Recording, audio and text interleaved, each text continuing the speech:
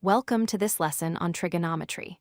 Today, we are going to learn how to use Pythagorean identities to find unknown trigonometric values. If you know one function, like sine or tangent, you can find the others without needing a calculator. First, let's look at the three main identities you need to know. The most important one is sin² plus cosine² equals 1. The other two relate tangent with secant and cotangent with cosecant. We use these equations to solve for missing variables. Where do these formulas come from? They come directly from the unit circle. Imagine a right triangle inside the circle. The horizontal side is cosine theta, the vertical side is sine theta, and the hypotenuse is the radius, which is always 1. Applying the Pythagorean theorem, a squared plus b squared equals c squared, gives us our first identity. Before we calculate, we must know the signs. Remember the rule ASTC, or all students take calculus. In quadrant 1, all functions are positive. In quadrant 2, only sine is positive. In quadrant 3, only tangent is positive. And in quadrant 4, only cosine is positive. This is crucial for getting the right answer. Let's try a problem.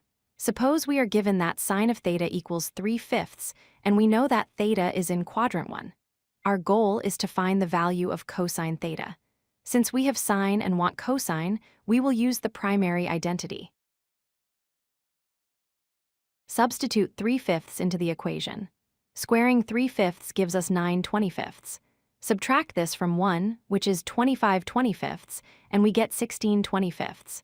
Taking the square root gives us 4/5.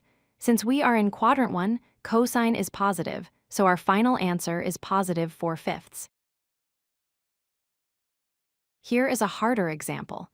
We are given that tangent of theta is 5/12, and theta is in quadrant 3.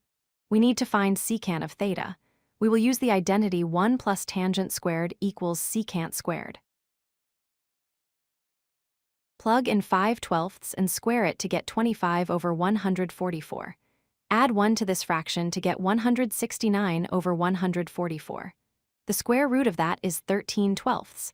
However, in quadrant 3, only tangent is positive. That means secant must be negative. So the answer is negative 13/12. The biggest mistake students make is forgetting the plus or minus sign when taking a square root.